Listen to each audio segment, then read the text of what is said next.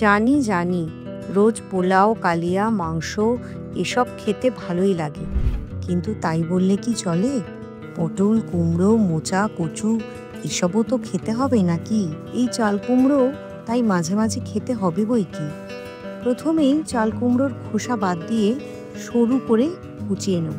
যেমন করে আমরা লম্বা লম্বা আলু ভাজা কাটি, ঠিক তেমনি করে।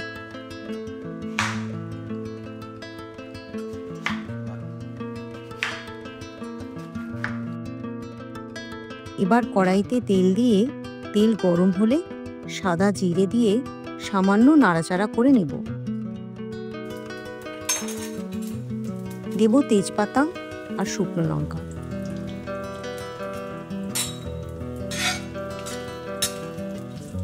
তারপর 1 টেবিল চামচ আদা বাটা দিয়ে একটু নাড়াচাড়া করে নেব, যতক্ষণ না আদার কাঁচা গন্ধটা চলে যায়।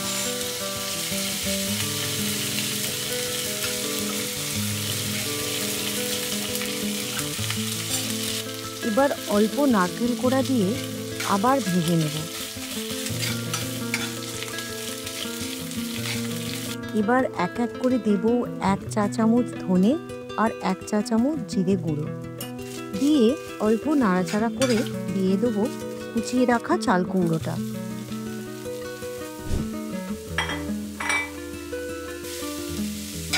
মশলাগুলোর সাথে ভালো করে মিশিয়ে নেব।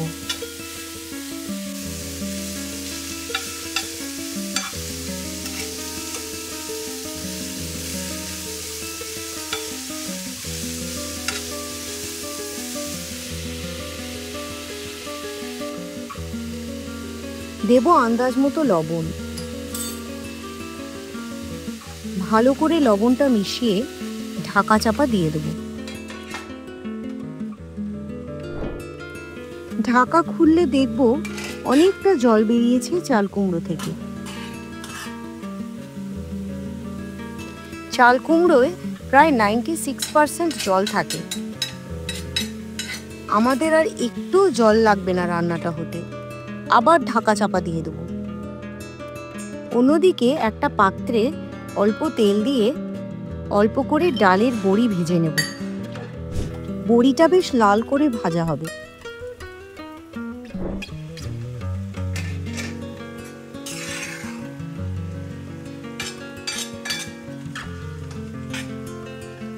রান্না হতে থাকা চাল কুমড়োর মধ্যে ভেজে রাখা বড়িটা মিশিয়ে দেব।